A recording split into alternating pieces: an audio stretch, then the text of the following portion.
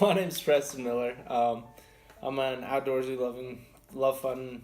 Cut. My name's Preston Miller. I'm a fun-loving, outdoorsy type of guy. I love my friends. I love playing baseball. I love fly fishing. I love the social atmosphere. Yeah, I love people. I think the reason why I decided to go back to school when my mom had cancer was because I'm already so far along, and she continually wanted me to continue going to school. Like, she always told me, like, keep going, as well as my dad, and having that support group with baseball and my friends and all those extra things on the side continue to help me continue. I think the biggest challenge is, obviously she was already dying, but when she finally passed, that was the biggest challenge. And not having that motherly figure in the house and her spirit not being there when you get home, it's debilitating. It's the worst feeling you could possibly imagine. Yeah, the biggest struggle was definitely keeping her going and being at her side and her aid, and seeing her just drastically change. That's obviously the biggest struggle, because you never want to see your loved one suffer that much pain. And when my mom had her stroke, you can only do so much, and we did all the tests that we could do, but we knew that that was it, and we could give her as much comfort as possible, keeping her with her pills and being at her aid. But you only can do so much, and it's like climbing a mountain and taking 3 steps, but still being pushed back 5, and then it's all over. You have to tell the people that are around you the most that you love them, and make sure you ask them, like, hey, have I told you how much I loved you today?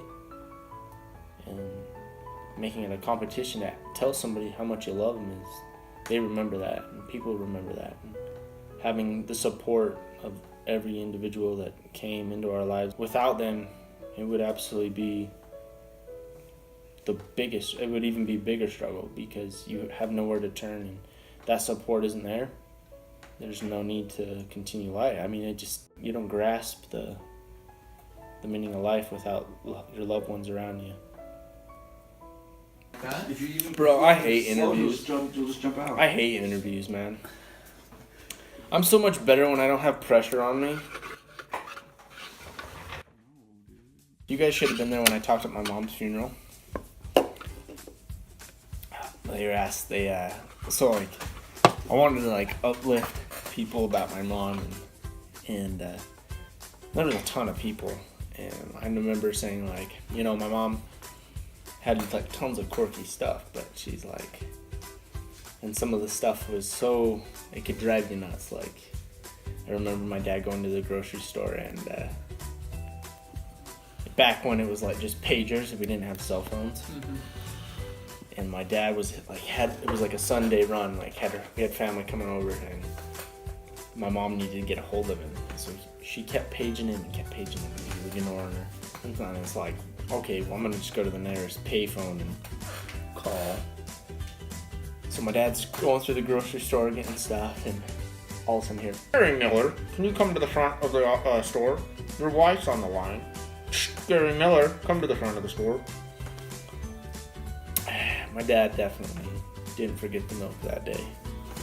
So, lesson learned. Enjoy the little quirky parents do, because you just never know when it's over. She'd always joke. She'd be like, I held you for 9 months. You would go and give anything to hear that again. Sucks.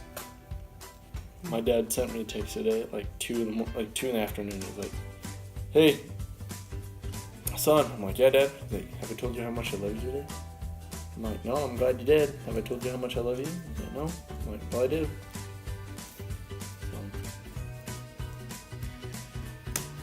I love you, gents. Love you too, big guy. You guys are good men.